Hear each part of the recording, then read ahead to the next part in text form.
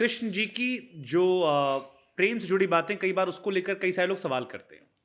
उनको समझने वाले कहते हैं कृष्ण को समझना इतना आसान नहीं, उसके लिए आपको उनकी भक्ति में लीन होना पड़ेगा। फिर उनकी शादियों को लेकर जब बात कहा था, 16,000 रानियां थी। आपकी राधा रानी का जिक्र होता है, मीरा तो चलिए बाद में, रुक्मणी जी थी। तो ये मिसकंसेप्शंस क्यों पैदा होते हैं कि जो लीलाओं को लेकर उनकी है? देखिए, पहला तो आप थोड़ा सा अपनी दृष्टि चेंज करें। सांसारिक दृष्टि से भगवान को मत देखिए कि मैं एक होता है उनका ऐसा। आप और वो एक नहीं है, वो भगवान है, वो परम पिता है। आज अधिकतर लड़कियां उनको प्रेमी की नज़र से देखती है, उनको प्राण पति कहते हैं कि सबके पति हैं वो, और वो भगवान है।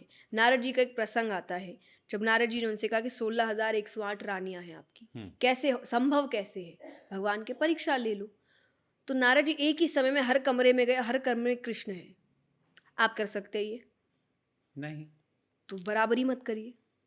मेन बराबरी की होती है। लोग इतनी समझदारी से बराबरी करते हैं कि उनको ऐसा लग रहा है कि ये मेरे मतलब की चीज़ है, तो नाम लगा दो। भगवान भी करते हैं, जहाँ उनको कह दो हाँ, कि जैसे कुछ शिव ऐसी जी के चीज़। नाम पर लोग हाँ, मदिरापान करते हो, कहते हैं कि भगवान ने किया, हम हाँ, भी करेंगे। करिए, विष भी पीजिए थोड़ा, फिर मैं मानूंगी कि आप बराबरी कर सकते हैं। रासलीला की आप बात करें, फिर शादियों तो की आप भगवान बात के कर पास ही रहे हैं। पहुंच जाएंगे ना, विश ले लेंगे तो। एग्जैक्टली ना। तो आप पचा नहीं पाए, और अब विष छोड़िए, आप तो जो पी रहे वो भी नहीं पचा रहे। कल कहाँ मिल रहे हैं आपको नहीं पता। हम्म। उन्होंने विष ग्रहण करके वो जैसे के तैसे रहे। तो आप बराबरी कैसे कर रहे हैं भगवान के साथ? आपको तो ये समझना है कि मुझे ये चीज़ समझ नहीं आई तो मुझे देखना है, और वो तभी होगा जब आप भगवत दृष्टि से देखेंगे। आप रासलीला की बात करते हैं, मैं बहुत स्पष्ट शब्दों में कहती हूँ, आप जब कथा में आएंगे, आप लाखों की संख्या में लोगों को नृत्य करते देख रहे हैं।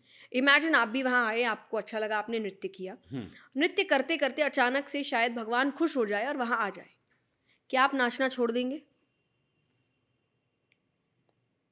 नहीं, हाँ मतलब नहीं।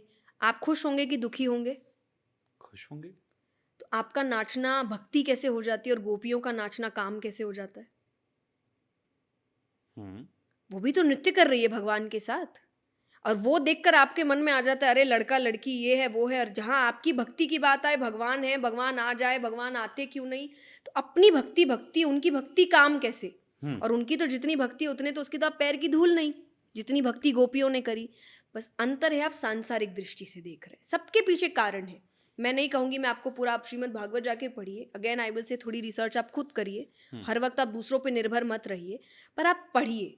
मुझे प्रश्न करने में कोई दिक्कत नहीं है, व्यक्ति जिज्ञासा होनी चाहिए। सनातन धर्म टीचर्स यू जिज्ञासा। आपके मोस्टली सारे शास्त्र प्रश्नों से शुरू हो रहे हैं। श्रीमद् भागवतम प्रश्न से शुरू हुआ है, गीता जी प्रश्न से शुरू हुआ है।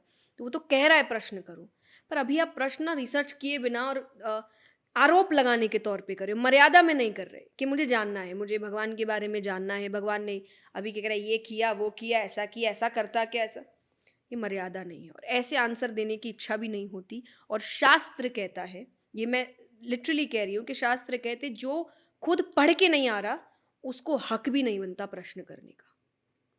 ठीक है। कि आप पहले पढ़िए, अब आप कहिए मैंने पढ़ा पर मुझे चीज़ें समझ नहीं आई, तो मुझे थोड़ा जानना है। ऐसा व्यक्ति सत्य तक पहुंचता है। लेकिन जो आरोप लगाने बैठा है, तो ये वही बात है कि आप भगवान के साथ ये नहीं कर सकते कि पहले इस्तेमाल करें फिर विश्वास करें।